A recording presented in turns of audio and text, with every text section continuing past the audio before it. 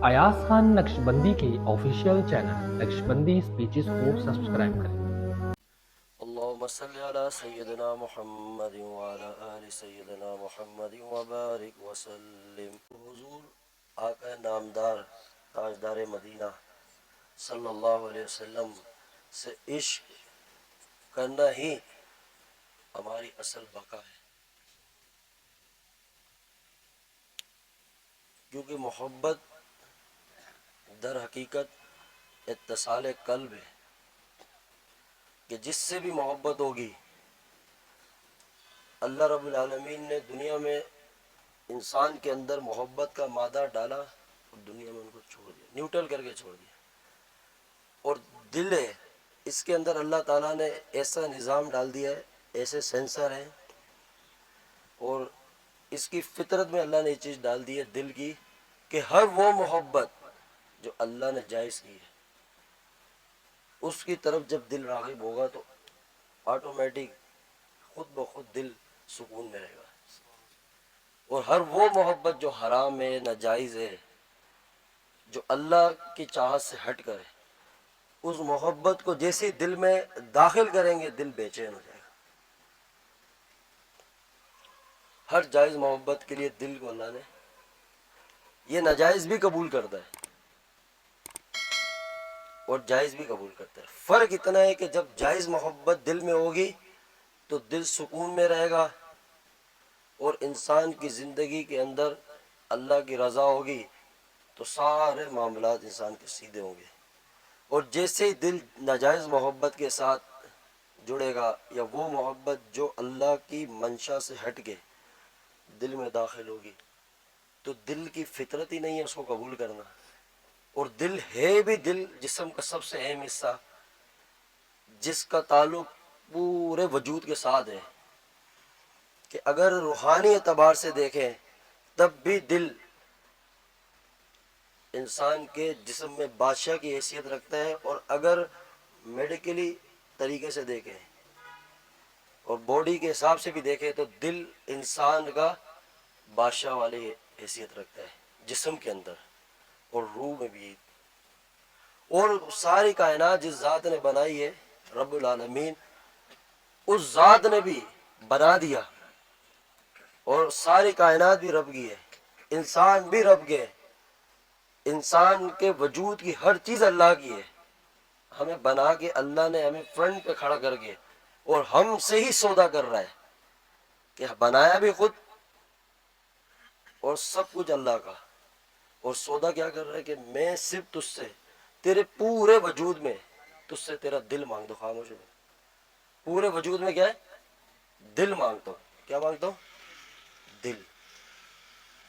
آپ غور کریں کہ جو ساری کائنات کو بنا رہا ہے، سارے جہانوں کا رب ہے اور پورا کا پورا انسان بنا دیا،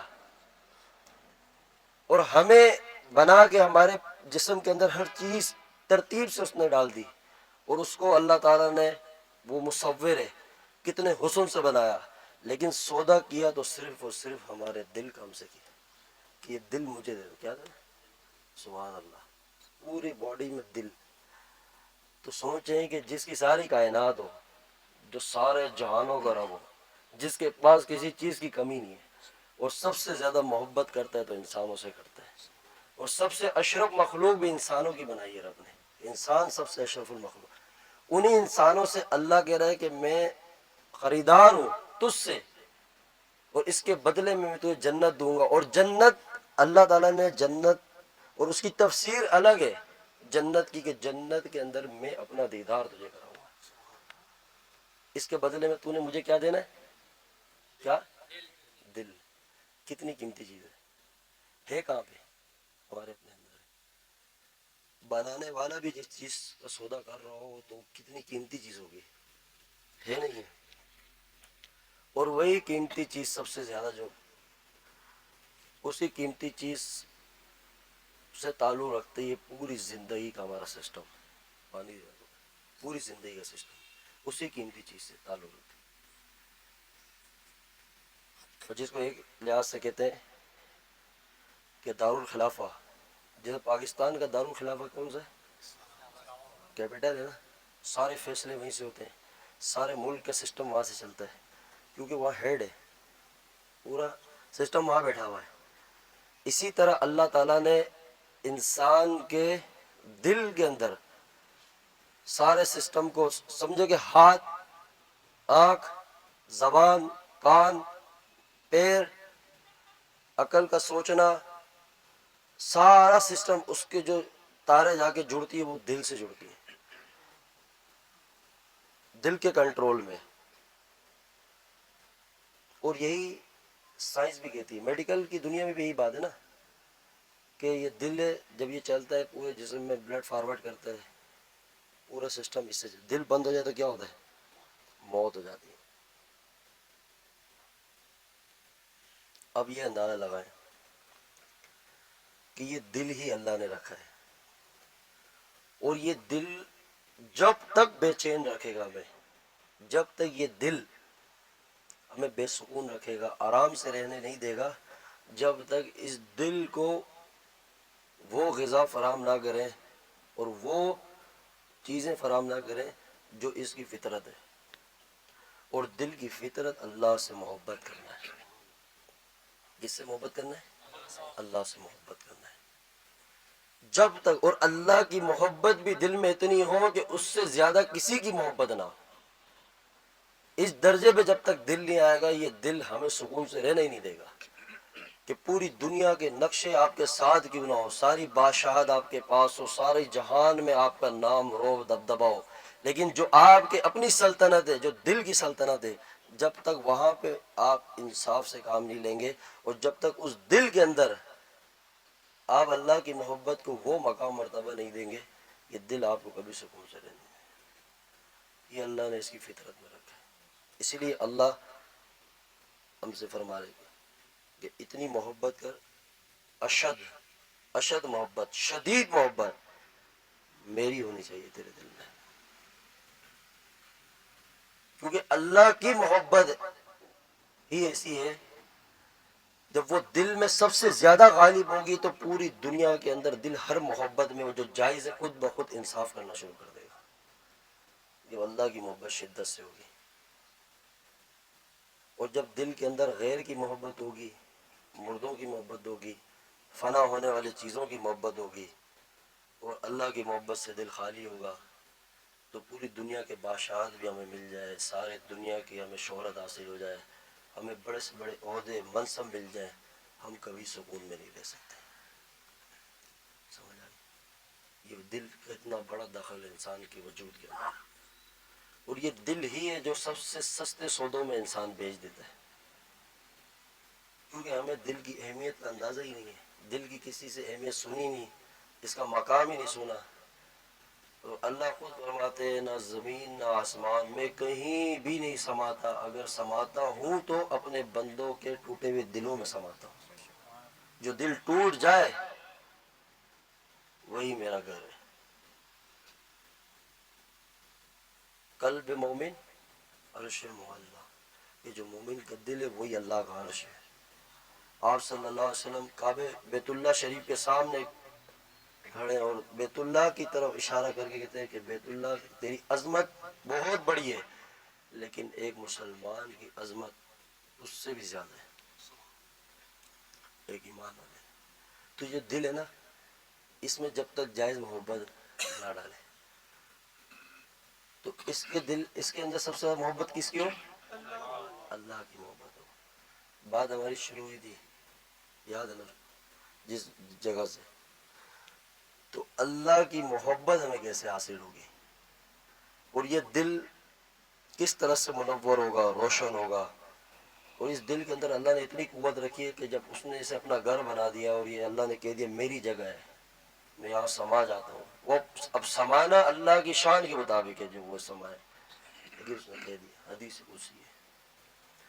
تو اس دل کے اندر اللہ کی محبت کو اگر ہم لانا چاہتے ہیں کہ اللہ کی محبت دل میں گھر کر جائے, سما جائے, تو اس دل میں سب سے زیادہ محبت حضور علیہ الصلوۃ والسلام کی ہونی چاہیے, سب سے زیادہ.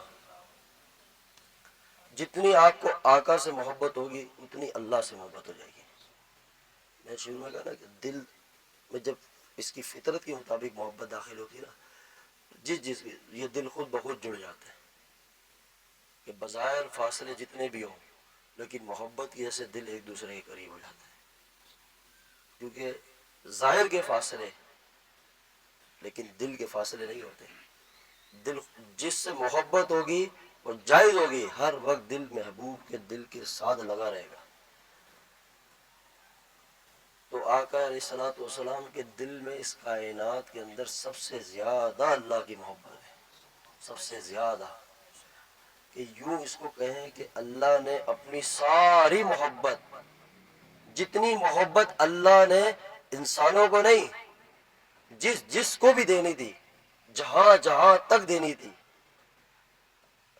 ملائکہ کے سردار ہو یا بابا آدم علیہ السلام سے لے کے قیامت تک کی انسانیت ہو، جنہیں اللہ نے اپنی محبت دینی تھی، تقسیم کرنی تھی کہ میں اپنی محبت کا اتنا حصہ اپنی ساری مخلوق میں بانٹنا چاہتا ہوں، رب نے وہ ساری محبت اٹھا کے حضور کے قلب میں ڈالا اور ہمیں بتا دیا کہ جسے بھی میری محبت چاہیے وہ اپنا دل ان سے لگا لے. ڈائریکٹ کسی کو نہیں مل سکتی، ڈائریکٹ ہے ہی نہیں. اگر کوئی رسول اللہ صلی اللہ علیہ وسلم کی ذات سے ہٹ کے اللہ کے قرب کو حاصل کرنا چاہے تو قیامت کی صبح تک بھی اللہ کا نام بغیر کسی ایک سیکنڈ کے رکے ہوئے لیتا رہے، اللہ کے نام کے ایک ذرہ بھی اس کو حاصل نہیں ہو سکتی محبت. اور اگر رسول اللہ صلی اللہ علیہ وسلم کی ادا کے مطابق وہ انسان بیت الخلاء میں داخل ہو جائے تو وہ اللہ کی محبت کا ذریعہ بن جائے، کیونکہ محبت کے سارے خزانے ان کے قدموں میں، کیونکہ وہ رب نے ان کے دل کو مرکز بنا دیا محبت کا، کہ ساری محبت اللہ ہے. حتیٰ کہ جتنے بھی دنیا میں انبیاء تشریف لائے، جتنے بھی رسول تشریف لائے، انہیں بھی جو اللہ کی محبت ملی وہ حضور کے قلب سے ہو.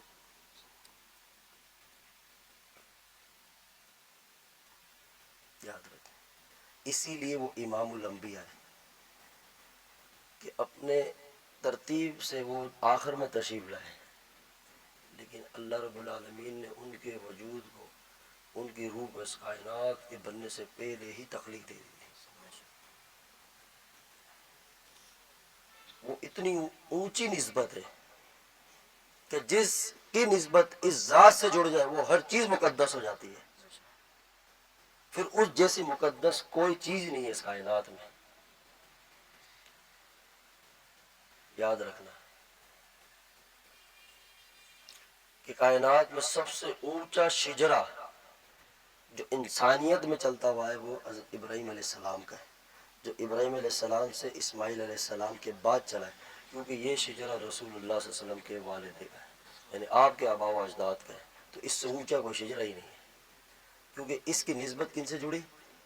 نبی علیہ السلام سے. حالانکہ دیکھا جائے تو بڑے وہ ہے بظاہری ترتیب میں کہ وہ دادا ہے، اولاد ان سے چلی، لیکن دادا ہے اپنے منصب مقام کے لحاظ سے حضور ان سے بھی اونچے اور اعلیٰ ہے. ہمیں پتہ ہی نہیں ہے، ہم ادھر ادھر پھر رہے در در. اللہ نے ایک ڈائریکشن، ایک طرف ہمارا رخ کر کے بتا دیا ہے کہ ساری برکتیں، ساری خیریں، ساری ولایت، سارے مقام، درجات سب کے سب میرے محبوب کے قدموں میں. اگر جسے کچھ اس میں سے حصہ چاہیے تو وہ ان کی غلامی اختیار کر لے پاس، کہ شاہوں کو شاہی ان کے قدموں سے ملی ہے. اس کائنات میں سب سے اونچا مقام انبیاء کے بعد کن کا؟ صحابہ. کن کا؟ صحابہ وہ جماعت ہے کہ جن سے اللہ راضی ہے، جن کا جنتی ہونے میں کسی مسلمان کو شک نہیں ہو سکتا، جو شک کرے گا وہ کافر ہے. ایسے ہی ہے. یہ ایک بہت گہری بات ہے. پچھلے دنوں یہ بات شروع سے الحمدللہ اللہ تعالیٰ بولنے کی توفیق دے رہے ہیں. وہ ایک کوئی بعض لوگ کہتے ہیں نا کہ ایک موضوع آپ بیان کرتے ہیں، میں کہتا ہمیں حضور کے علاوہ کوئی بات آتی ہی نہیں، کیا کریں. ہم تو اپنے طرف اللہ کی رحمت کو متوجہ کرنے کے لالچ میں ان کا تذکرہ کرتے ہیں کہ جس کے تذکرے سے جس محفل میں حضور کی بات ہو وہ محفل کائنات کی سب سے اونچی محفل ہے. اس سے اونچی کوئی ہو ہی نہیں سکتی جہاں رسول اللہ صلی اللہ علیہ وسلم کا تذکرہ ہو. ہم اس بات کو سمجھیں.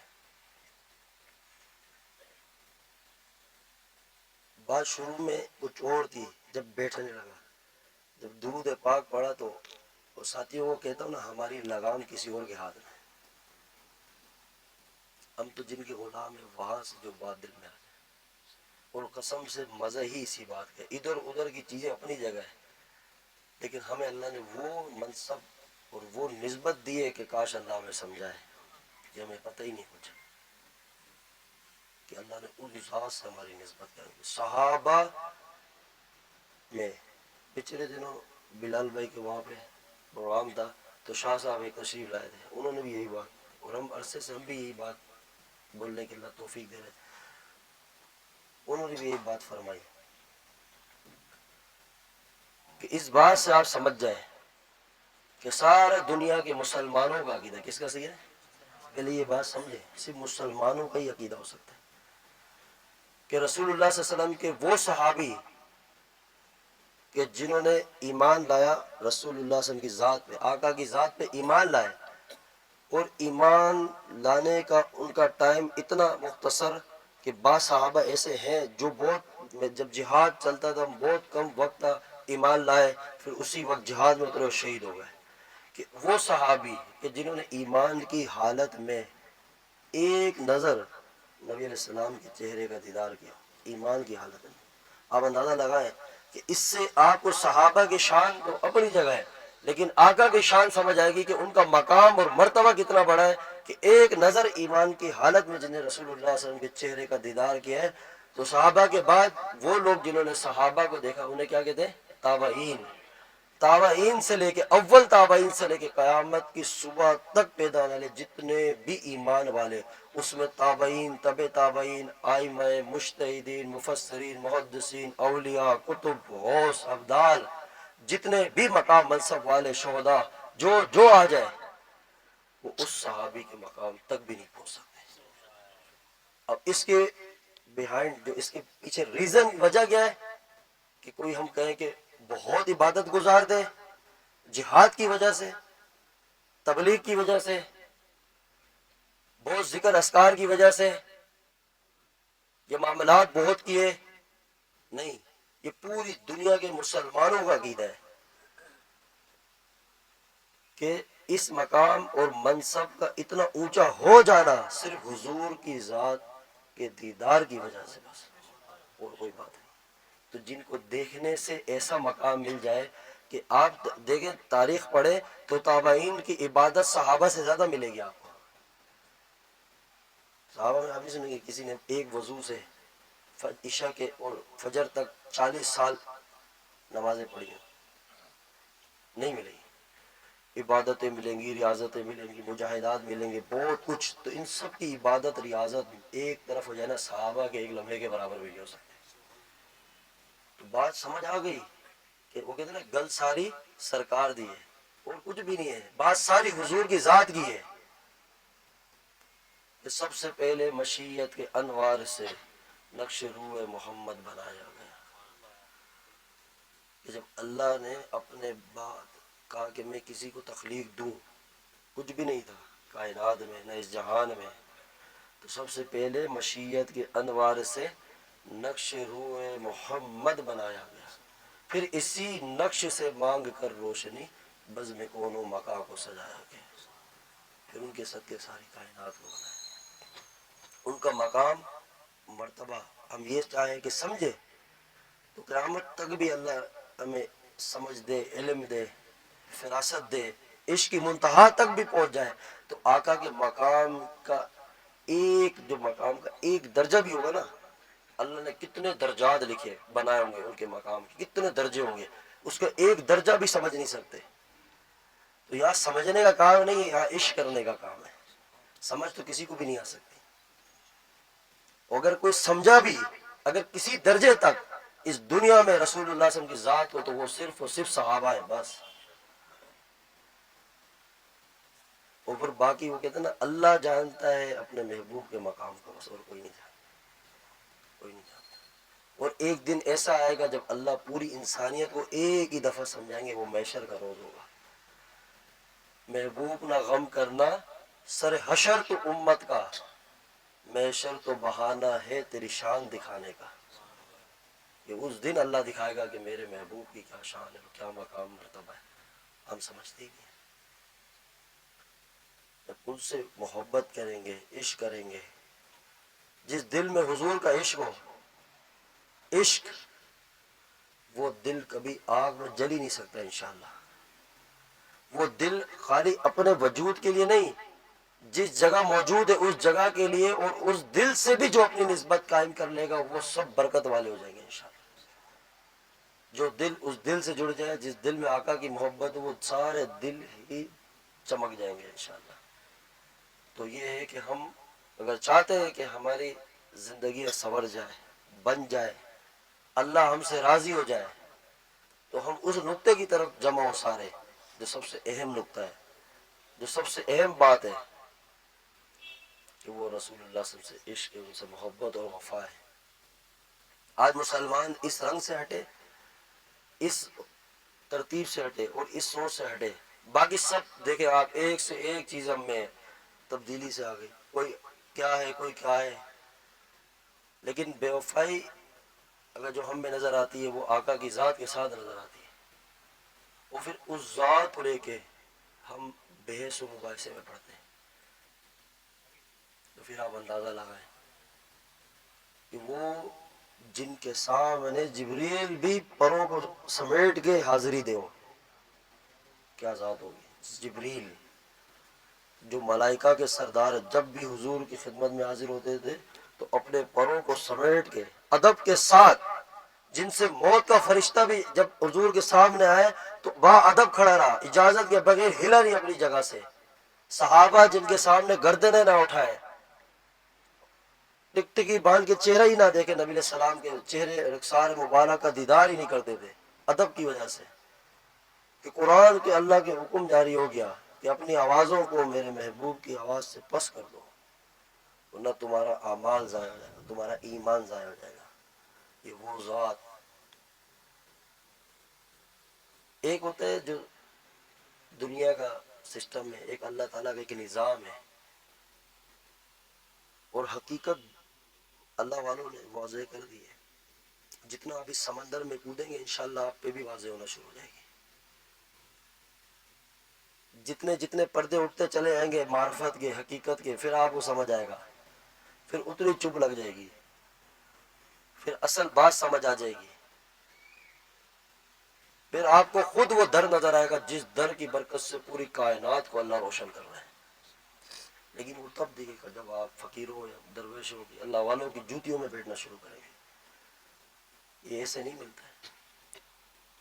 جن سے ان کی نسبت قائم ہو چکی ہے ان سے اپنی نسبت کو قائم کریں، پھر وہ فیض، وہ انوارات، وہ رحمتیں خود بخود آپ کے قلوب کی طرف منتقل ہونا شروع ہو جائیں گی۔ عشق کریں، عشق، یہ ایک ایسا عشق ہے، اگر ہم نبی علیہ الصلوۃ والسلام کی ذات سے ایسا عشق کریں کہ حقیقت میں، لفظوں سے نہیں، حقیقت میں اتنی محبوب ہو جائے ان کی ذات کہ ہمیں اپنی جان سے بھی زیادہ محبوب لگنے لگ جائے، تو آپ کے دل کو اللہ اتنے مضبوط بنا دیں گے، اس میں ایک ایسی اٹریکشن اور ایک ایسا میگنیٹ اس میں اندر آ جائے گا کہ پوری دنیا کے قلوب آپ کی طرف کھینچنا شروع ہو جائیں گے۔ کوئی آپ کو دیکھے گا اللہ اس کو سکون دے دے گا، آپ کی صحبت میں اللہ لوگوں کو سکون دینا شروع کر دے گا۔ یہ وہ نور، وہ فیض ہے۔ کرے تو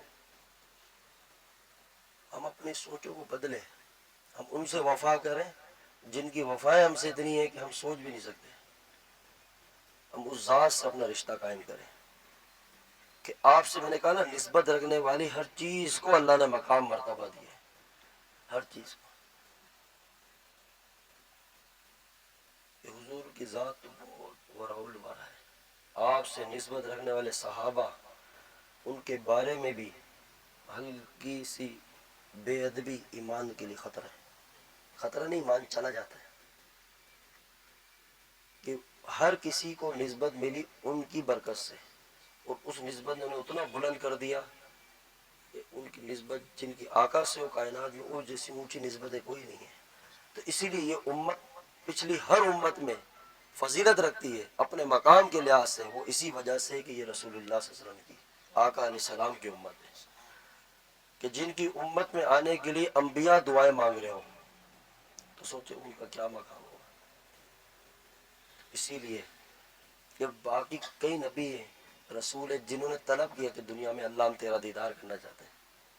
کئی انبیاء آئے جن میں زبیر علیہ السلام، موسیٰ علیہ السلام، عزیر علیہ السلام، بہت سے نبی ہیں جن کے بارے میں جو دنیا کے اندر جن کا دیدار کا شوق پیدا ہوا. کتابوں میں بعض ہے دنیا میں کہ اللہ ہمیں یہی دکھا، لیکن نہیں.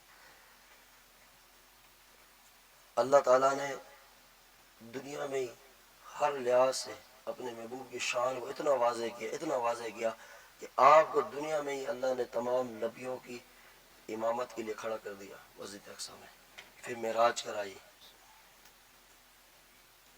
تو ہم چاہتے ہیں نا کہ اللہ ہمیں بھی عزت دے، اللہ ہم سے بھی راضی ہو، اللہ کی محبت حاصل ہو.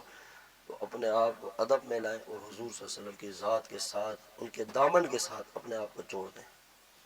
یاد رکھیں، اپنے رخ کو اس طرف کریں جہاں اللہ نے سارے خزانے چھپا کے رکھے ہیں، وہ ذات ہے. وہ کہتے ہیں نا بہت محنتیں کی. بعض بزرگوں کے بارے میں آتا ہے کہ ہم نے اتنی جو اللہ تعالیٰ کی محبت معرفت کے راہیں تلاش کرتے رہے کہ سب سے قریب ترین راستہ اللہ تک پہنچنے کا کون سا ہے کہ زندگیاں لگا دی. تو آخر میں نتیجہ ملا کہ وہ ایک ہی راستہ ہے، نقش قدم نبی کے ہیں جنت کے راستے، اللہ سے ملاتے ہیں سنت کے راستے. بس یہ ایک راستہ ہے اور کوئی نہیں ہے. ان کو پھر اپنے وظیفے دوسری طرف نظر آئے، اپنی تہجدیں، اپنے اعمال، وہ اپنی جگہ مقام رکھتے ہیں. لیکن اللہ کے تقرب کی سب سے زیادہ جو چیز ہے، جو سب سے زیادہ، وہ حضور آقا نامدار تاجدار مدینہ صلی اللہ علیہ وسلم کی غلامی ہے. آپ کی ادائیں، آپ کی ایک ایک ادا کے اندر اللہ نے وہ معرفت کے مقام رکھے کہ آپ اپناتے جاؤ اور اللہ کے قرب میں. حضرت امام ربانی مجدد الفسانی رحمۃ اللہ علیہ فرماتے ہیں کہ سب سے زیادہ جو ولایت ہے جو مختصر راستے سے حاصل ہوتی ہے وہ حضور کی سنتوں میں عمل کرنے سے. ہم بولتے ہیں کوئی بڑے بڑے وظیفے کریں، وہ بہت بات کی چیز ہے. اگر آپ کے وظائف، آپ کے ظاہر اور آپ کے اندر یہ چیز ہے کہ آپ سنتوں میں ہیں، اور وہ سنتیں جو واجب کا درجہ رکھتے جو بہت زیادہ اہم ہے، جب آپ اس میں آئے پھر آپ کی ہر چیز کی خوشبو بدل جائے گی. یہ چیز ہمیں پیدا کیسے ہوگی؟ ماحول سے ہوگی. جب ہم اس ماحول کو اپنائیں گے، ان صحبتوں میں بیٹھیں گے جہاں ان کے تذکرے ہوں.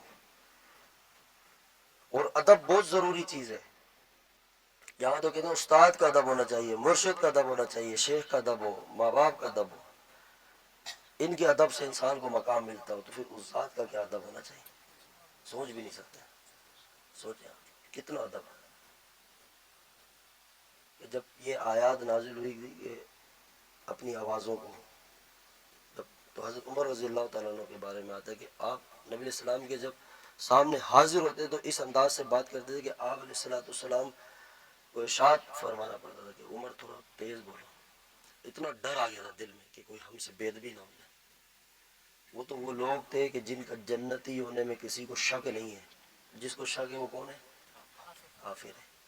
ڈنکے کی چوٹ پہ کافر ہے.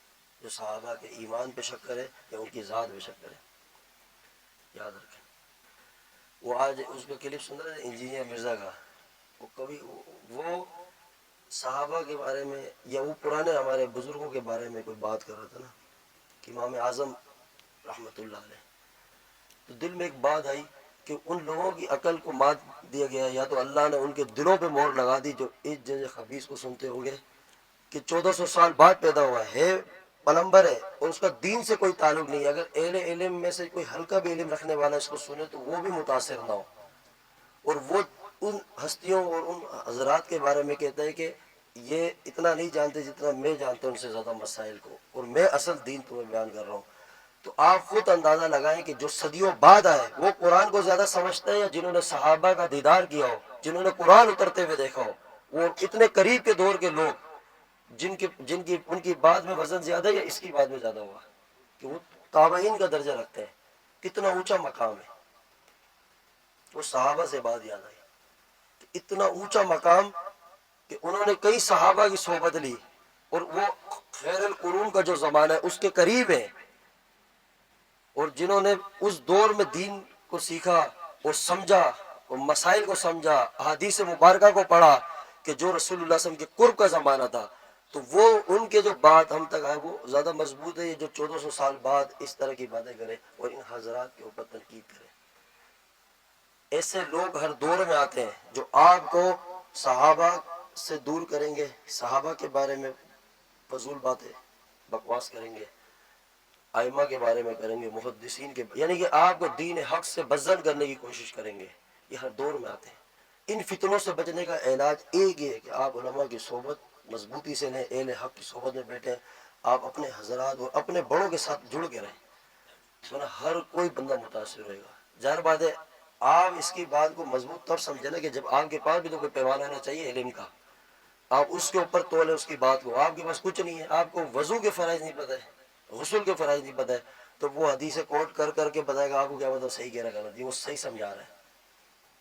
तो आपको तब पता चलेगा ना जब आप भी इल्म ले, उलमा के साथ बैठे, फिर आप बोलेंगे यार ये बंदा गलत है। वो कहते हैं वजू का एक फ़र्ज है, कितना एक फ़र्ज, और एक जगह कहने लगा कि बैतुल खला, उसमें जो WC है वो जगह नापाक है, उसके साथ की जितनी जगह वहाँ अल्लाह का जिक्र कर सकते हैं, दुरूद शरीफ पढ़ सकते हैं। आप सुने ना, वो कहते हैं ना तकलीद ऐसी होती है जब वो अल्लाह ताला की तरफ से आ जाता है ना, दिल पे मोहर लग जाए तो। और इसकी तकलीद जितने कर रहे हैं उन सबको आप चेक करें, वो खुद किस मकाम के इल्म रखते हैं। वो हमारे बड़ों ने फरमाया कि वक्त का जो अकाबिर है, औलिया है, वो जिस शख्स की तरफ इशारा कर दे ना कि ये गुमराही पर है, तो फिर उम्मत को समझ जाना चाहिए गुमराही पर है। तो इस वक्त के जितने बड़े अकाबिर उलमा, बड़े हजरात, औलिया जो अहले इल्म है, वो कहते हैं ये गुमराह शख्स है, फिर हम क्यों सुने ऐसे शख्स को? बचें, अपना वक्त ज़ाया ना करें। ईमान के लुटेरे अपनी अपनी दुकानें मुख्तलिफ अंदाज से लगा के बैठे हुए, वो आपके ईमान के ऊपर डाका डाल रहे हैं। मैंने कहा ना कि दिल ही इतना सस्ता है कि जो हर किसी के हाथों में बेच देते हैं। आप किसी को 1000 रुपये ना दे फ्री फंड में, देंगे? नहीं देते, क्योंकि आपको पता है 1000 रुपये की कदर है। और दिल ही ऐसा है, ईमान ही ऐसा है कि जिस जो एरा गेरा है उसको आप भेज, जिसको देख के अल्लाह याद आए वो अल्लाह वाला है। जिसकी बातों में इतना तकब्बुर हो, जो उन हस्तियों के बारे में आज बकवास करे और फैसले करे ये हक पे थे, सहाबा के बारे में ये हक पे नहीं थे, ये ऐसे थे वैसे थे, जो उन हस्तियों के बारे में कि जिनकी रजा का ऐलान कुरान कर रहा हूँ, जिनसे रसूलुल्लाह सल्लल्लाहु अलैहि वसल्लम मोहब्बत करते थे, जो हुजूर से मोहब्बत करते थे, उम्मत को शक व शुबात में डालना, ये सबसे बड़े फितने ऐसे पहले भी आ चुके हैं। हमारे हाथों इसलिए चढ़ गया और हमें ज्यादा तजस्सुस इसलिए पैदा हो रहा है कि अब सोशल मीडिया का जमाना ज्यादा हाईलाइट है, पहले नहीं था, वरना इससे बड़े बड़े फनकार आए, उनको लगाम दी है। आज भी अल्हम्दुलिल्लाह उलमा ऐसे बंदे को लगाम देते हैं। तो हम अपने बड़ों से अपना रिश्ता मजबूत कायम करें, मदारिस से अपना रिश्ता मजबूत कायम करें, सोबतों में बैठे अल्लाह वालों की। अल्लाह वालों की सोबत एक ढाल है जो आपके ईमान के ऊपर ऐसा वजन रख देगी कि आप डगमगाएंगे नहीं इंशाअल्लाह।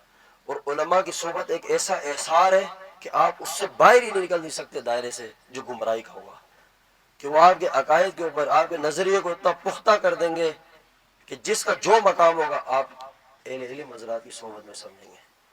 और उस पे साबित कदम रहना और अपने आप को इस्तकामत से कायम रखना, ये अल्लाह के वलियों की सोबत में मिलेगा।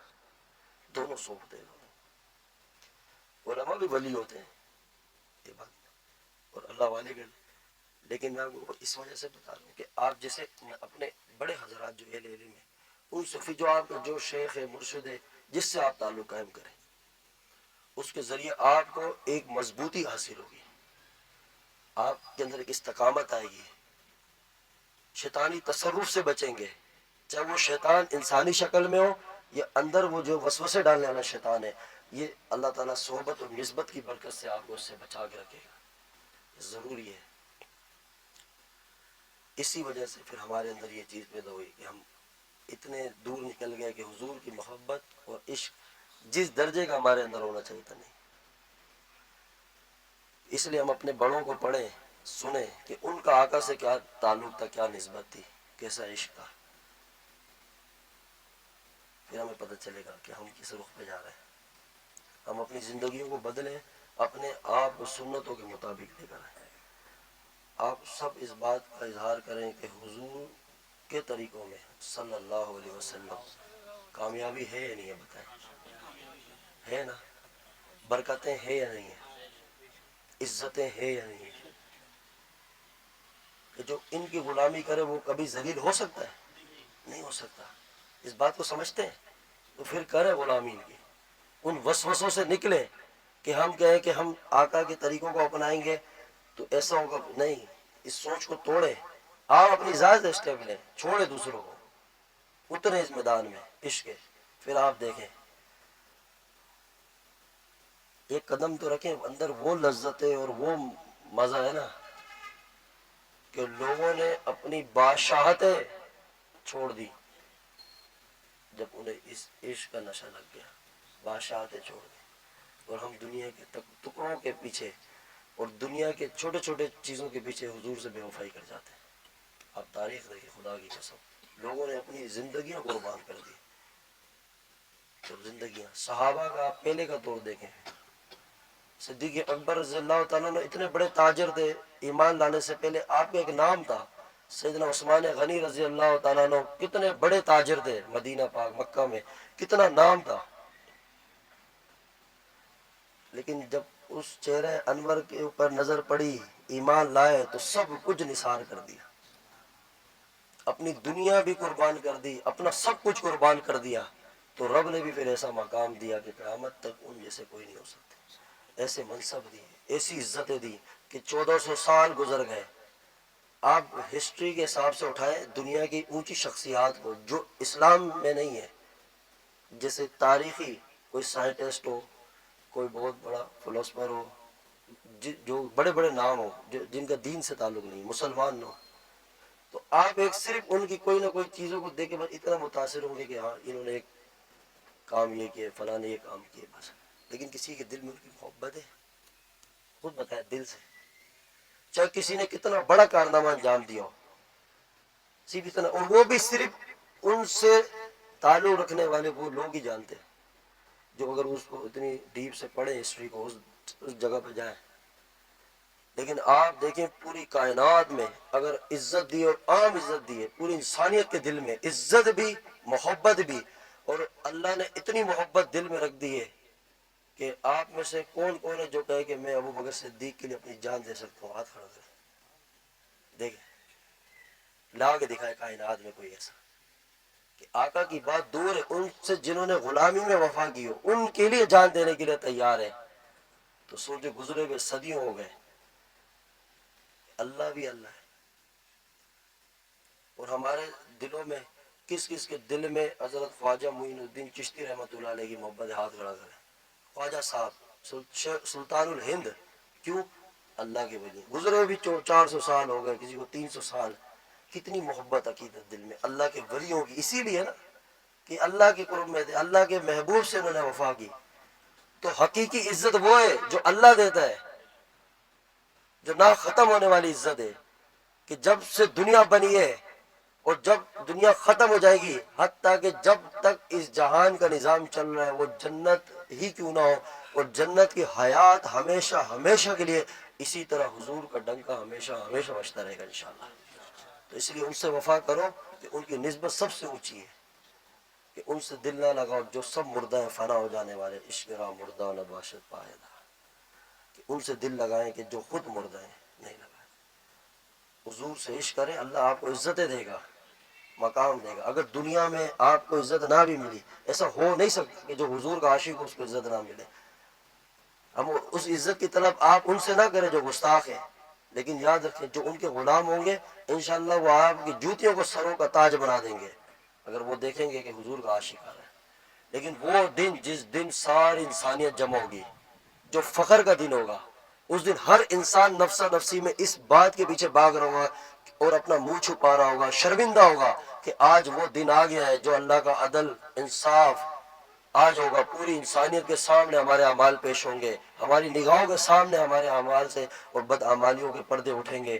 اس دن جب حقیقی دن ہوگا جس میں بابا آدم علیہ السلام سے لے کے قیامت تک آخر انسان موجود ہوگا, اس دن جو اتنی بڑی انسانیت کا سلسلہ وہاں جا کے رک جائے گا, اور جس میں آپ کے آبا و اجداد وہ الگ, پھر آپ کے بعد کی نسلیں جنہیں آپ نہیں دیکھیں گے وہ الگ, پورا خاندان رشتہ دار الگ, پھر سارے انسانیت پھر خود آقا علیہ السلام اس جگہ پہ تشریف فرماؤ، پھر ابو بکر صدیق، عمر، عثمان غنی رضی اللہ تعالیٰ اجمعین، سارے جن جن اولیاء کے نام ہم سنتے ہو سب اس میدان میں ہو، اس جگہ پہ ہو، اور وہاں اللہ آپ کو اور مجھ میں سے کسی کو کھڑا کر کے کہے کہ میں اس بندے سے راضی ہو گیا ہوں، بتاؤ اس سے زیادہ عزت والا ہو کوئی؟ اس دن کتنا فخر سے سر بلند ہوگا، ماں باپ کا بھی، اولاد کا، خود کا بھی۔ تو اصل عزت کا دن وہ ہے جو آنے والا ہے، وہاں کی کامیابی حقیقی ہے۔ یہاں کی عزت عارضی ہے، یہاں کے تعلقات مطلب کے اوپر ہے، اغراض ہے، کوئی کسی سے محبت نہیں کرتا ہے۔ صرف ادھر بھی محبت وہی جو اللہ کے لیے، وہ محبت مضبوط ہے، باقی صرف مطلب اس سے جڑی ہوئی ہے۔ آپ کسی کو خوش رکھیں تو وہ آپ کے ساتھ، کسی سے تھوڑا سا آپ مطلب کھینچ لیں وہ آپ سے بول دے گا بے وفا ہے۔ یہاں تو بے وفائی کا پیمانہ بھی مطلب پہ ہے۔ تو اس دنیا کے پیچھے اپنا وقت بھی ضائع کر رہے ہیں، زندگیاں ضائع کر رہے ہیں۔ تھوڑا سا ہوش لیں کہ یہ وہ وقت ہے جو پوری کائنات کا سب سے قیمتی وقت جو ہماری حیات کا چل رہا ہے، اور ان قریب ہم فنا ہونے والے ہیں۔ یہ دنیا سے ختم ہے نظام، اور جس زندگی کا اختتام ہونا ہو، اور جس زندگی نے دن بدن ڈل رہی ہے، ہماری عمریں بڑھ رہی ہیں، ہم آخرت کے قریب، قبر کے قریب جا رہے ہوں، تو اتنا ہم مطمئن کیسے بیٹھ سکتے ہیں؟ نہ بیٹھے۔ ہمارے حضرت صاحب فرماتے تھے کہ مسافر شب کو اٹھتا ہے جب جانا دور کو ہوتا ہے۔ اپنے اندر سے بیدار کرے، اپنے آپ کو ایسا مضبوط کرے کہ بس اللہ سے ایک ایسا رشتہ قائم کرے جو آپ اور اللہ کے علاوہ کسی کو پتہ نہ ہو۔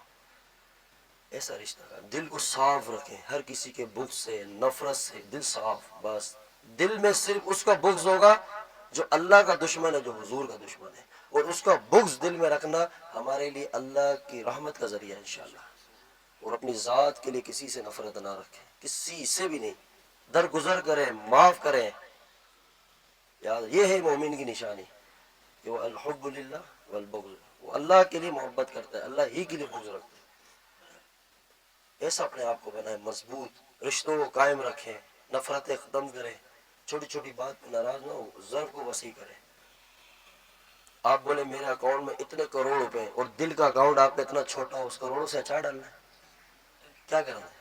کہ جب دل میں ہی بلند وہ نہیں ہو، وسعت نہیں ہو، دل میں اتنا ظرف ہو کہ ہر چھوٹی بات میں رشتے ناطے توڑیں اور کہیں یہ بہت بڑی شخصیت ہے۔ شخصیت وہ بڑی نہیں ہے، شخصیت وہ بڑی ہے جس کو اللہ بڑا کہہ رہا ہو۔ اللہ بتائے اس نسبت سے تو اونچا ہوگا جس کو آقا علیہ الصلوۃ والسلام کی تعلیمات سمجھ آئے۔ مال و دولت سے اگر کوئی دنیا میں بلند ہوتا تو فرعون سے بڑا کوئی بلند نہیں ہوتا، قارون سے بڑا کوئی دنیا کے اندر بلندی نہیں پاتا۔ نہیں، بلندی کا تعلق آپ کے دل سے، اس دل سے بات شروع ہوئی تھی، دل پہ ختم ہے کہ اس دل کو ہر وقت صاف رکھیں۔ کیا رکھیں؟ یہ صاف رکھیں، یہ اس کو آئینہ بنائیں۔ کیا بنائیں؟ جب آئینہ صاف ہو تو اس پہ آپ کھڑے ہو جائیں تو آپ اپنے آپ کو واضح دیکھتے نا۔ دل کیا ہے؟ آئینہ ہے، یہ آپ کو دیا۔ اب اس کو گھسیں، توڑیں، حرام محبت سے، ناجائز محبت سے، غیبت سے بچے، حسد سے بچے، بغض سے بچے، تکبر سے بچے، ہر گناہ سے اپنے آپ کو بچائے، اس سے دل ٹوٹتا ہے۔ اور لوگوں کی باتوں کو سے برداشت کرے، اعلیٰ ظرف کا مظاہرہ کرے، درگزر کرے، خیر ہے، صلہ رحمی، بڑھے آگے، معافی مانگے، پھر یہ دل ٹوٹے گا۔ یہ گھستا ہے، یہ جب اس پہ چوٹیں لگتی ہے نا صاف ہوتا ہے۔ وہ بعض چیزیں ٹوٹنے سے بے قیمت ہو جاتی ہے، لیکن دل ٹوٹنے سے اللہ کہتا ہے میرا گھر بن جاتا ہے۔ یہ وہ جگہ ہے کہ دنیا میں دیکھا نا چیز ٹوٹ جائے تو کیا ہو جاتی ہے؟ بے قیمت، اس کی کوئی ویلیو نہیں رہتی۔ لیکن مالک کا بھی عجیب نظام ہے، کہتے اس کو توڑ، یہ جتنا ٹوٹے گا، یہ جتنا شکستہ ہوگا، یہ اتنا بلند ہوتا چلا جائے گا۔ تیرا آئینہ ہے وہ آئینہ جو شکستہ ہو تو عزیز تر ہے نگاہ آئینہ ساز میں، کہ جتنا ٹوٹے گا، کیونکہ تو بچا بچا کے نہ رکھ اسے، تیرا آئینہ ہے وہ آئینہ کہ شکستہ ہو تو عزیز تر ہے نگاہ آئینہ ساز میں، کہ یہ اس کی نظر میں تب اونچا ہوتا ہے جب یہ ٹوٹتا ہے۔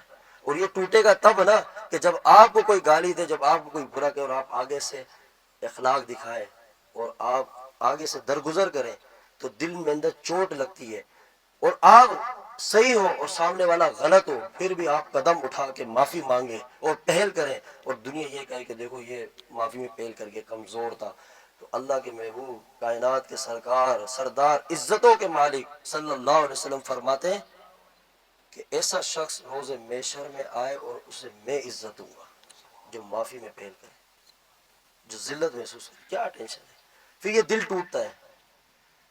اخلاق یہ نہیں ہے کہ آپ کسی سے مسکرا کے مل لیں، یہ اخلاق کا ایک بہت ابتدائی درجہ ہے کہ مسکرا کے ملنا، کیسے ہیں، ٹھیک ہیں، خدمت کی، نہیں، کس نے کہا یہ اخلاق ہے؟ وہ جو کہتے ہیں نا اخلاق حمیدہ، اعلیٰ اخلاق وہ ہے کہ آپ کے ساری چیزیں طبیعت کے خلاف ہو، آپ کے ساری چیزیں آپ کے اگینسٹ ہو، آپ کے مزاج کے خلاف ہو، اور وہاں آپ اخلاق کا مظاہرہ کریں، اعلیٰ ظرفی کا مظاہرہ کریں، تب آپ کو مانا جائے گا یہ حقیقی اخلاق والا انسان ہے۔ جب آپ کے سامنے کوئی چیز آئے تضاد میں، تب پتہ چلتا ہے کہ بندے کا ظرف ادھر ہے، درگزر کریں، معاف کریں، جینے کا مزہ اسی میں۔ یہ کیا ہے کہ چھوٹی چھوٹی بات لی دل، اب آپ بتائیں بغض کا دل میں پالنا کس کے لیے نقصان دہ؟ سامنے والے کے لیے جس کا بغض ہے، یا اپنے لیے؟ اپنے لیے۔ کینہ، کینہ اس کو کہتے ہیں کہ ایک کسی سے دماغ خراب ہو گیا، کوئی بات بری لگ گئی کہ کسی کی کوئی چیز، اب دل میں یہ کینہ پالا ہوا ہے کہ کبھی بھی موقع ملا تو اس سے میں بدلہ لوں گا، کیا کروں گا؟ بدلہ لوں گا، یہ کینہ ہے۔ اب بتائیں یہ بدلہ لینے کی جو سوچ ہے، یہ کون تکلیف میں کہ جس سے لے رہے ہیں وہ اور اگر آپ کہیں میں نے جان اللہ کے لیے تجھے معاف کیا، سبحان اللہ، کہ اپنے آپ کو ایسا خاک بنا دو، مٹا دے اپنی ہستی کو کہ مرتبہ اگر چاہیے کہ دانا خاک میں مل کے گلے گلزار ہوتا ہے، کہ اپنے آپ کو مٹاؤ، خاک بناؤ، بچھاؤ، کچھ نہیں ہوتا ہے۔ اندر ایسی عاجزی ہو، باطن کی صفات حقیقی صفات ہیں، اندر کی صفات مضبوط ہونی، اندر سے آپ حقیقت میں اللہ سے ایسا رشتہ کریں قائم کہ اللہ کی نگاہوں میں مقبول ہو جائے۔ چھوڑے دنیا کو، آپ بولے میں اپنے آپ کو اچھا کروں، لوگ اچھا سمجھے، چھوڑے اس کو، اس دل کو بنائے، اس دل کے اوپر محنت کریں کہ آپ سے مسجد نبوی میں تشریف فرمائے۔ ایک صحابی، آپ فرماتے ہیں یہاں جو سب سے پہلے آئے، مفہوم بیان کرو یہ جنتی ہے، جب ایک صحابی کو آتے دیکھا، پھر دوسری دفعہ آپ علیہ السلام نے ایسے ہی فرمایا کہ یہاں جو تشریف لائے یعنی صحابہ کی طرف اشارہ کرو، یہ جنتی ہے۔ پھر تیسری بار بھی نبی علیہ السلام نے فرمایا کہ جو شخص یہاں پہلے داخل ہوگا وہ جنتی ہوگا، تو دیکھو وہی صحابی 3 دن لگاتار وہی صحابی۔ تو ایک صحابی کو تجسس ہوا، اس نے کہا کہ ایسا کیا عمل کرتے کہ نبی علیہ السلام اس کے بارے میں بار بار جنت کی بشارت دے رہے ہیں، تو انہوں نے ان سے اجازت لی ان کے ساتھ وقت گزارنے کے لیے، تو انہوں نے اجازت دی۔ اب یہ کچھ دن ان کے ساتھ رہے، جب کچھ دن رہنے کے بعد ان کا تجسس اور بڑھ گیا، یہ اور پریشان ہوئے کہ یار نہ یہ تہجد پڑھتا ہے، نہ یہ اتنے معاملات نفل عبادات کچھ بھی نہیں ہے اس کی زندگی میں، یہ اپنے فرائض واجبات پورے کرتے ہیں، باقی اپنے کام کر رہے ہیں۔ تو اتنی بڑی بشارت بار بار ملنا، تو آخر ان سے پوچھا کہ آپ کا کیا ایسا عمل ہے کہ جس کی وجہ سے میں نے آقا علیہ السلام کی زبان مبارک سے سنا کہ یہ جنتی؟ تو فرمانے لگے کہ میں اپنا دل ہر کسی کی نفرت سے صاف رکھتا ہوں، اپنے دل کو صاف رکھتا ہوں، کسی سے ناراض نہیں، بغض نہیں، یہ دل صاف ہے، صاف ہے۔ اب اندازہ لگا یہ باطنی صفات ہے۔ ایسے لوگ تسبیح گھما رہے ہیں، دنیا کو بھی ساتھ ساتھ گھما رہے ہوتے ہیں، دیکھیں سجدے کر رہے ہیں لیکن ظرف نہیں اندر۔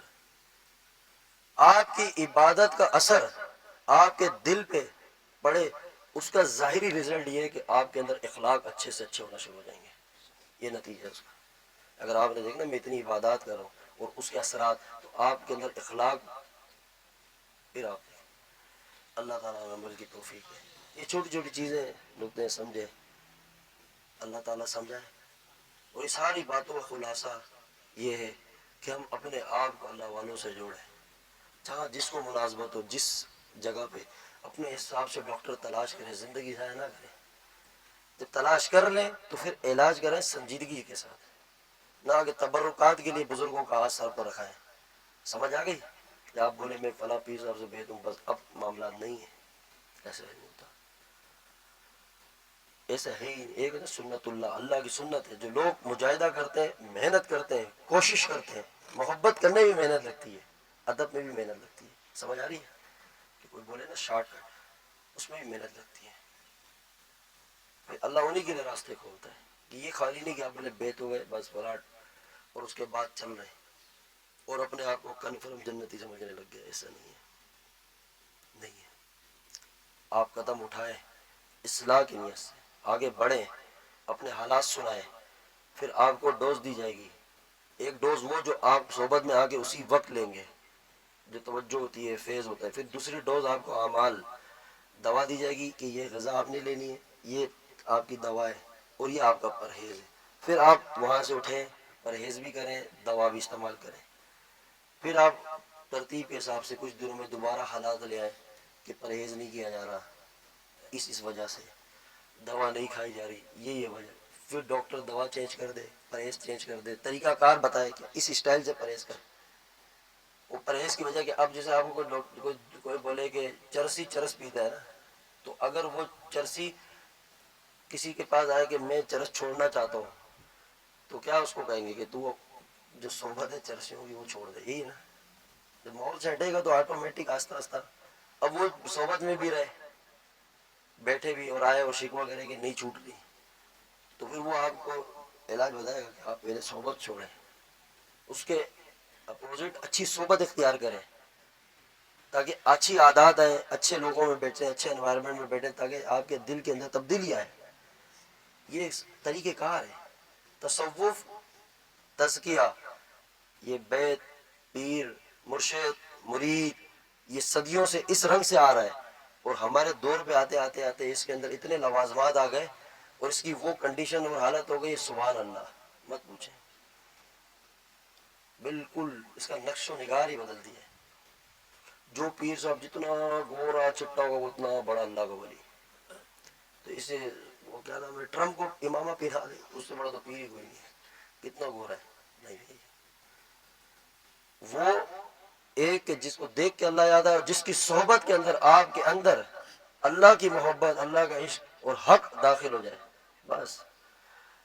اور یہاں ہر بندے کے نا، ابھی آپ دیکھیں کہ ہر کسی کا دل کرتا ہے کہ اگر ایسے شے وہ بھائی آپ کو چلائے اور آپ سیدھی سیدھی بات کریں، بس برکت ٹھیک ہے، اپنا نذرانہ ٹائم پہ لے آؤ، مہینے کے حساب سے دے، ڈبے میں ڈالو، جاؤ. تو مرید بھی خوش ہوتا ہے کہ اتنی بڑی فنکاری نہیں ہے میری مریدی، بس چل رہا ہے نظام. اور حضرت صاحب اتنے پیسے دے رہا ہوں، جنت تو لے کے ہی جائیں گے، اتنے پیسے کیوں لے رہا ورنہ. تو وہ کہتے ہیں نا جب علماء کی صحبت سے دور ہوں گے اور اکابر سے دور ہوں گے، بزرگوں سے، تو اس طرح کے ہر بندہ اپنی دکان چلا رہا ہے اور چمکا رہا ہے اور یہ ایک بزنس ہے. نہیں ہے. ہمارے حضرت صاحب رحمۃ اللہ علیہ فرماتے تھے کہ مرشد وہ ہے کہ جو آپ کو در دکھائے، در. ہمارے حضرت ایسے دامن اٹھاتے تھے، سبحان اللہ، ویسے کہتے تھے کہ اس ذات کے دامن کے ساتھ اپنے آپ کو جوڑ دو جو ساری کائنات جن کے صدقے بنی ہے. اس ذات سے کہ مرشد کا کام وہ در دکھا دینا کہ یہ در ہے، یہ ذات ہے، بس راستہ بتا دینا. اور اس تعلق اور اس رشتے میں آپ کو آسانی ہوتی ہے اللہ کے قرب کو پانے میں، کیونکہ ہمت آئے گی گناہ سے بچنے میں اور مزہ آئے گا اللہ کی محبت کو حاصل کرنے میں کہ اہل محبت کے ساتھ جب بیٹھیں.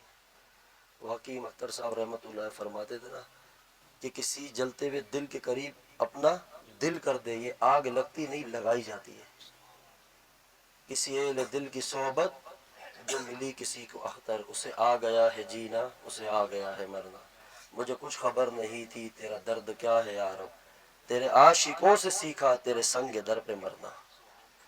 کہ اللہ والوں کی جوتیوں میں آئے، غلام بن جائیں، اللہ آپ کو دنیا میں بادشاہ بنا دے گا انشاءاللہ. یاد رکھیں کہ آپ لوگ کہتے ہیں نا کہ یہ کیسے، اس سے وہی بات ہے کہ جب آپ دل لگائیں گے تو وہ دل اس دل تک پہنچ جائے گا انشاءاللہ. جو ہمارا مقصود ہے وہاں تک اللہ میں لے جائے گا. ہر چیز میں استاد ہوتا ہے نا، بغیر استاد کے تو اتنی بڑی ذات کو حاصل کرنا، مرشد استاد اس کے بغیر ناممکن ہے. صدیوں سے سلسلہ رہا، کوئی نیا نہیں. آج لوگ بولتے ہیں نقش بندی، قادری، چشتی، سہروردی، یہ شاذلی، دوسرے اور بہت سے سلاسل، یہ ہائی لائٹ ہے سلسلے.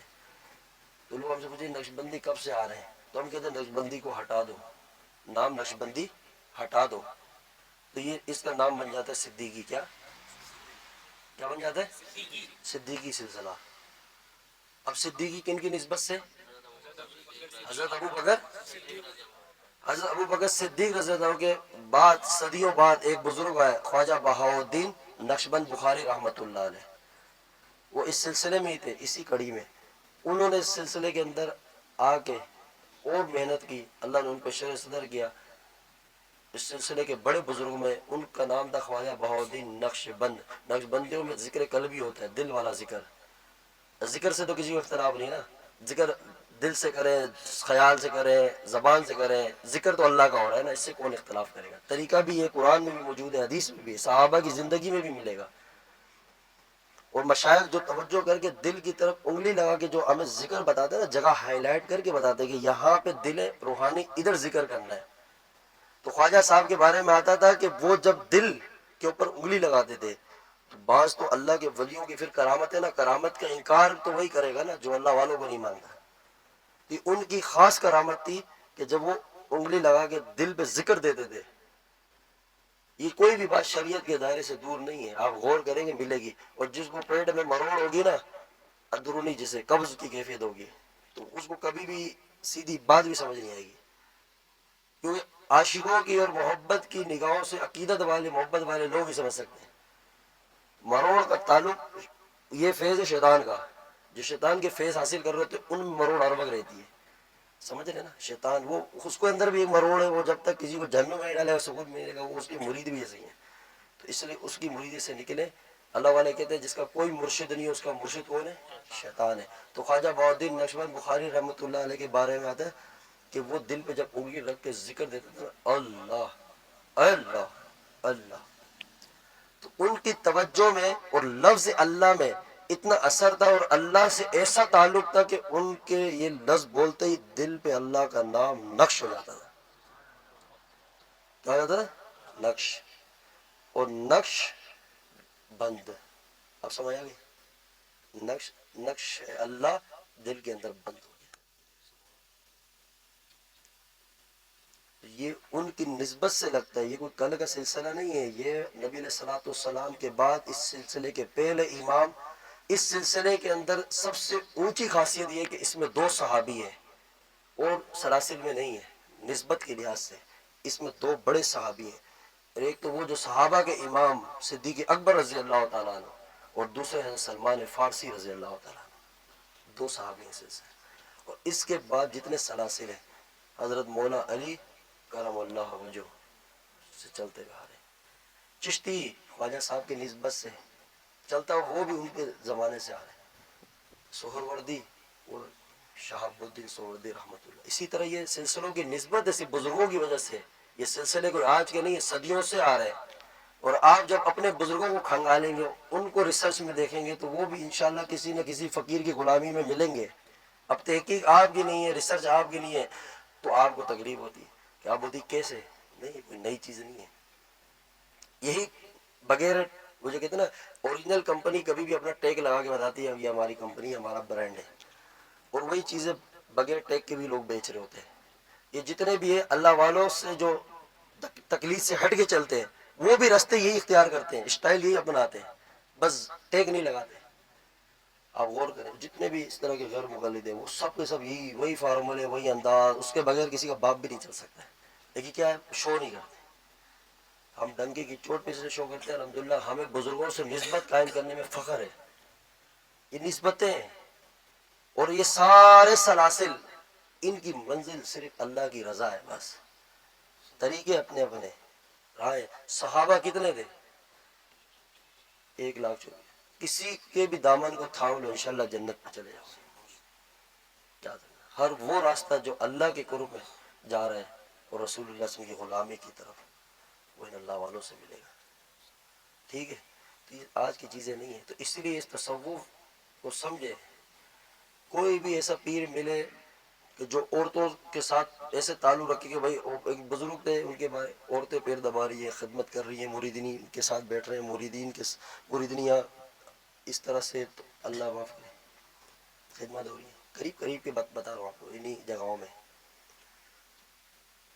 تو یہ کبھی شریعت اور سنت کے مطابق ہے پیری مرید. ان سے بھی لوگ بید ہیں. تو یہ سمجھے نا کہ لوگوں کی عقل کو کیا ہو گیا. پھر انجینئر مرزا کا تو سوال اللہ. ان کو لوگ اپنا سے ایک کے بارے میں آتا تھا وہ اللہ معاف کرے ایسے ایسے کام کرتا ہے کوئی اس کی زندگی نہیں ہے, بظاہر بھی اس کو شریعت کے خلاف ہے, اس کے ساتھ بھی آپ کو نہیں تو 1000 بندے تو ملیں گے. تو کسی کے ساتھ کثرت سے جڑ جانا یا کثیر تعداد میں عوام کا ہونا یہ اس پہ حق پہ ہونے کی دلیل نہیں ہے. سمجھ آ رہی ہے؟ کبھی ایک ہو اور ساتھ دوسرا ہو اور دونوں حق پہ قائم ہو اور اللہ کے اور رسول اللہ صلی اللہ علیہ وسلم کے بتائے ہوئے طریقے پہ ہو, یہ ہے حق پہ. کہ ہم اسے کہیں کہ اتنی کثیر نہیں, یہ بات یاد رکھیں, ٹھیک ہے؟ تو اس لیے اپنا علاج کرائیں, باطن کا علاج کرائیں, وقت کو ضائع نہ کریں. بیان تو طویل ہو گیا آج ہوا, لیکن مفید ثابت ہو جائے تو پھر وقت ضائع نہیں ہے انشاءاللہ. دوا ہے نا, کبھی کبھی ہاسپٹل جاتے ہیں کتنا ٹائم لگ جاتا ہے, سوچ کے جاتے ہیں 1 گھنٹہ لگتا ہے, 3 گھنٹے لگ جاتے ہیں, برا مناتے ہیں اندر جا کے ڈاکٹر کو کچھ کہتے ہیں, نہیں کہتے نا, کیونکہ ٹینشن ہوتی ہے کہ یار وقت گزاریں گے تو اگر اس مرض سے چھٹکارا ملے گا تو شفا ہوگی تو فائدہ ہوگا. سب سے بڑا مرض ہم میں آیا ہوا ہے جس سے پوری زندگی تباہ ہوئی ہوئی ہے, میں دل سے کہہ رہا ہوں. وہ کیا ہے ابھی آپ اپنے اپنے پاس نوٹ کر لیں اور اس کا خاتمہ کریں گے انشاءاللہ. نیت بھی کریں. غیبت نمبر 1, کون سے؟ حسد. 2, غیبت کسی مسلمان کی غیر موجودگی میں اس کے اندر موجود کسی ایپ کو بیان کرنا کسی کے آگے, یہ کیا کہلاتا ہے؟ غیبت. اور اس گناہ کے سائڈ ایفیکٹ ایک بتا دیتا ہوں کہ آپ کی جتنی نیکی ہوگی کرنے والے جو غیبت جس کی جا رہی ہوگی اس کی طرف ٹرانسفر. ٹھیک ہے؟ جب آپ نیکی کر رہے ہو نیکی ٹرانسفر ہو رہی ہے, کچھ بچتا ہے, آپ ہو گئے خالی, دن بدن خالی ہو رہے ہیں. اتنے بڑے نقصانات. اور حسد, جو یہ 2 بڑے مرض جو میں آپ کے سامنے رکھ رہا ہوں. حسد کی وجہ سے حدیث پاک میں آتا ہے کہ نیکیاں ایسے ختم ہو سے خشک لکڑی کو آگ جلا دے. حسد کہ کسی کے پاس کوئی نعمت دیکھ لینا, کسی مسلمان کو خوش دیکھ لینا, عزتوں کے ساتھ دیکھ لینا, اور دل میں یہ بات آپ کی ہو کہ بس اس سے یہ چیز چلی جائے کسی طرح, مجھے ملے نہ ملے اس سے چلی جائے, یہ کیا کہلاتا ہے؟ یہ مرض آ رہے نہیں آ رہے آج کل ہم میں؟ اب بتائیں اتنا خطرناک مرض, غیبت حسد, دونوں سے تو اعمال گئے. پھر ہم کہہ رہے ہیں کہ ہم لوگ اتنی ذکر کر رہے ہیں, معاملات کر رہے ہیں, کوئی اس کا اثرات ہی نہیں آ رہے. کیسے آئیں گے؟ کچھ بچے گا تو آئیں گے نا. پوری گاڑی کے شیشے کھلے ہوئے ہوں, اے سی بھی ساتھ آن کر دیں اور چلے اور بولے کہ گاڑی ٹھنڈی نہیں ہو رہی, تو لوگوں شیشے بند کر سارے وہ راستے بند کر جس سے اعمال ضائع ہو رہے ہیں, لیک ہو رہے ہیں, پھر آٹومیٹک آپ کی گاڑی خود بخود ٹھنڈی رہے گی. یہ دل جب آپ کہتے ہیں نا اللہ اللہ اللہ لا الہ الا اللہ الا اللہ اللہ, جب یہ ذکر اذکار معاملات, تو یہ اعمال کے اثرات دل میں پڑ رہے. اور آپ نے غیبت حسد بغض تکبر جتنے بھی یہ امراض سے دل کو بچایا ہوا ہے, گناہ سے بچایا ہوا ہے, اب یہ آپ کے اعمال کا نور, اس کا جو برکات اثرات دل کے اندر محفوظ ہو رہے ہیں. ایک وقت آتا ہے کہ دل کے اندر اتنا نور آ جاتا ہے, اتنا نور آ جاتا ہے, اور ایسی اس کی کیفیت بن جاتی ہے کہ حدیث قدسی میں آتا ہے کہ بندہ اپنے نفل اعمال کے ذریعے اس مقام تک پہنچ جاتا ہے کہ اللہ فرماتے ہیں کہ میں اس کے ہاتھ بن جاتا ہوں, میں اس کی نگاہ, میں اس کے چلنے والی ٹانگ, میں اس کی آنکھ, میں اس کا کان. یہ کیسے کہہ رہے ہیں؟ اس کا مفہوم یہ ہے, مطلب یہ ہے کہ اس کے ہر وجود کا حصہ اللہ کی غلامی میں آ جاتا ہے مکمل. اتنا نور. پھر آپ کو گناہ سے نفرت, تو آپ ان سارے راستوں کو بند کریں گے انشاءاللہ. سب سے پہلے یہ اس وقت کا جو سب سے بڑا مرض, خواتین بھی سن لیں مرد بھی, اور خواتین اسپیشل سنیں کیونکہ وہاں یہ سلسلہ زیادہ چلتا ہے. مرد دوسرے معاملے میں نمبر 1 پہ ہوتے ہیں, لیکن غیبت کا جو سلسلہ خواتین میں بہت زیادہ ہے, اور اپنی آخرت خراب ہے. میں غیبت کا ایک سائیڈ ایفیکٹ آخری بیان کرتا ہوں کیونکہ بہت زیادہ یہ پھیل رہا ہے. ہم میں بھی ہیں, ہم بھی گناہ گار ہیں, لیکن اس کو دل سے سنیں. کیا حدیث قدسی ہے, مفہوم ہے کہ اگر کسی مسلمان میں کوئی گناہ ہو, ہم سب یہاں بیٹھے ہیں, ہم سب خطا کار ہیں, گناہ گار ہیں. اب یہ جتنے فرنٹ پہ بیٹھے ہیں, ان میں کتنے ایسے ہوں گے جن کو میں نے کوئی غلطی کرتے ہوئے دیکھا ہو انہوں نے آپس میں, لیکن مجھے نہیں پتا انہوں نے اللہ سے توبہ کی ہے, لیکن پتہ کسی کو نہیں. توبہ کا تو تعلق دل سے نا, اتنا ہے کہ دل میں ندامت آ جائے کہ مجھ سے غلطی ہوئی, اللہ آئندہ نہیں کروں, صرف اتنی خیال بات دل پہ آ جائے اور دل سے آ جائے, گناہ معاف ہو گیا. کیا ہو گیا؟ یہ ہے توبہ, کہ دل میں ندامت آ جائے, آئندہ نہ کرنے کا عزم آ جائے. اب یہ تو کسی کو نہیں پتا نا کس کا کیا حال ہے. اگر آپ 5 منٹ پہلے آپ نے کسی کو گناہ کرتے دیکھو، 5 منٹ کے اندر ہی اسی گناہ کے فوراً بعد اگلے نے توبہ کی ہو، پتہ ہے نہیں. حدیث قدسی میں آتا ہے کہ کوئی مسلمان کسی کو گناہ کرتے ہوئے دیکھ لے یا اس کے علم میں اس کا گناہ ہو اور وہ اس گناہ سے توبہ کر چکا ہو اور اس نے اس کے اس گناہ کو کسی کے سامنے کیا کیا، بیان کیا، تو اللہ فرماتے ہیں کہ مجھے میری عزت کی اور جلال کی قسم کہ جب تک اس کو موت نہیں دوں گا جب تک اس گناہ میں مبتلا نہ کر دوں. آپ اندازہ لگائیں کتنے برے اثرات ہیں، کسی چیز کے نہیں ہے. میں وہ گارنٹی دیتا ہوں جادو تعویذ بندش اس سے کیا ہوگا؟ اگر آپ جادو سے مر کے کہاں جائیں گے؟ جنت میں جائیں گے نا انشاءاللہ. گناہگار تو نہیں ہے نا. کوئی تعویذ سے مر جائے، کسی شیطانی چکر میں مر جائے، لیکن اس سے آپ کی آخرت تو خراب نہیں ہے. تو اس سے خطرناک مرض اس کا ہم نے علاج کرانا ہے، وہ یہ ہے غیبت، حسد، بغض، تکبر، کینہ. اس کی فکر ہی نہیں، جس سے ایمان کو خطرہ، اعمال کو خطرہ، زندگی کو خطرہ، رشتہ داریاں ٹوٹ رہی ہے، لا تعلق اور یہ بھائی بھائی کا دشمن، بھائی بہن کا دشمن، والدین اولاد، اولاد والدین کی دشمن، رشتہ دار آپس میں، دوستوں کے اندر نفرتیں پھیل گئی. پورا معاشرہ جس چیز سے تباہ ہو رہا ہے وہ یہ والے معاملات ہیں. اور ہم کہتے ہیں کہ فلاں نے کچھ کرا دیا، پوری دنیا فارغ بیٹھی اسی چکر میں نہیں کہ نظر ہے، حق ہے، یہ چیزیں ہیں، لیکن یہ بھی تو اہمیت رکھتی ہے، بہت زیادہ اہمیت رکھتی چیز ہے. تو اس لیے ون سائڈ نہیں، وہی والی بات جو پچھلے ہفتوں سے کہہ رہا ہوں کہ دوائی آپ کھائیں تو اس سے آپ کے بھوک نہیں مٹے گی، مٹے گی وہ غذا سے مٹے گی. دوائی کی اہمیت اپنی جگہ ہے، غذا کی اپنی جگہ ہے. تو اس کا علاج کریں گے انشاءاللہ. ہاں یہ بالکل سیریس لے لیں آپ. ہاں یہ سب سے خاتمے کے بعد آپ ڈیلی بیسس پہ اپنے اندر اس محاسبہ کریں. روزانہ صبح سے لے کے رات سونے سے پہلے بیٹھے اور سوچا آج میرے دن میں اس کے سامنے غیبت کی، آج اس کا حسد دل سے نہیں نکلا، آج یہ چیز، یہ گناہ، یہ گناہ. یہ ڈیلی آپ محاسبہ کریں، پھر توبہ کریں اللہ سے رات کو کہ اللہ آئندہ نہیں کروں گا. صبح اٹھے اور فل سیف زندگی، ایک ایک قدم کہ میں پورے دن غیبت کیا کروں گا، نہیں کروں گا. اگر حسد آ رہا ہے تو آپ اس کے لیے دعا کریں. جیسے اب کسی بندے نے گاڑی لے لی، اب آپ کے اندر یہ حسد آ گئی کہ اس کے پاس گاڑی آ گئی، کیسے آ گئی، کیوں آ گئی، کہاں جائے، جلن ہے کہ یار اس سے چلی جائے، اس کا ڈیزنیشن بڑھ گیا، اس کا رینک بڑھ گیا، اس کا عہدہ بڑھ گیا، اس کو عزت مل گئی، اس کے پاس اچھے پیسے آ گئے، گھر اپنا لے لیا.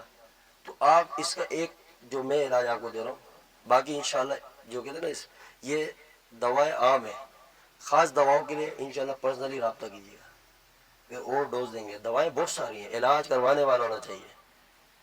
اس کا جو عام علاج وہ یہ کہ آپ جیسے آپ کے دل میں آ رہا ہے اس بندے نے گاڑی لی، اس سے چلی جائے، جلن ہو رہی ہے، حسد ہو رہی ہے، آپ پتہ کیا دعا کریں، اللہ اس کو 10 گاڑیاں اور دے دے. کیا بولے؟ اللہ اس کو 10 گاڑیاں دے اور گاڑیاں دے. اب آپ کا دل اور تکلیف مار رہا ہے، بغیر کیا کر رہے ہیں تو ایسی نہیں، دعا کرنی ہے اس کے لیے. یہ ایک اللہ کے نبی صلی اللہ علیہ وسلم کی دین یہ تعلیم دیتا ہے. جب آپ اس کی دعا کرتے رہیں گے اور دن میں جتنی زیادہ صدر ہے اتنی زیادہ دعا کریں، اور جیسے اس کو دے کا صدر وہ اللہ اس کو اور دے اور دے. یہ مرض دل کا ہے، انشاءاللہ یہ وقت آئے گا یہ آپ کے دل سے مرض ختم ہو جائے گا. اور زیادہ حسد آتا ہے تو پھر آپ اس کو ہدیہ دیں. کیا دیں؟ ہدیہ دیں، سلام میں پہل کریں. یہ چھوٹے چھوٹے چیزیں اس کو آپ انشاءاللہ. اور یہ بیان لائیو چلتا ہے. کیا چلتا ہے؟ لائیو.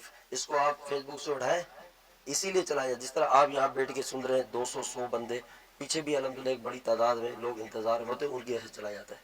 ٹھیک ہے. اور جیسے اور جگہیں اس میں یوٹیوب میں چلایا جاتا ہے، اسی لیے چلایا جاتا ہے کہ آپ سوشل میڈیا یوز کر رہے ہیں. اب آج سب ان ہے تو ہم آپ سب سے بھی مخاطب ہے نا، بات کر ہی رہے ہیں، تو اپنا ہی پیغام انشاءاللہ ہم اس ذرائع سے بھی پہنچا رہے ہیں. جب ایک حالات ہے اور اس زور میں استعمال ہو رہے ہیں تو آپ اپنا پیغام پہنچائیں. ایک کام پہ آپ بیٹھیں تو اس کو آپ اٹھائیں لائیو اور اس کو بار بار سنیں کہ کیا کیا بات ہوئی تھی. بات سمجھ آ رہی ہے؟ آپ کو ڈبل بینیفٹ ہے. آپ اس کو ریکارڈڈ چیزیں سنیں، پھر آپ اس کا علاج کریں، اس کو سنجیدگی سے لیں. ایک 40 دن کا ٹائم دے رہا ہوں میری ان باتوں کے بعد.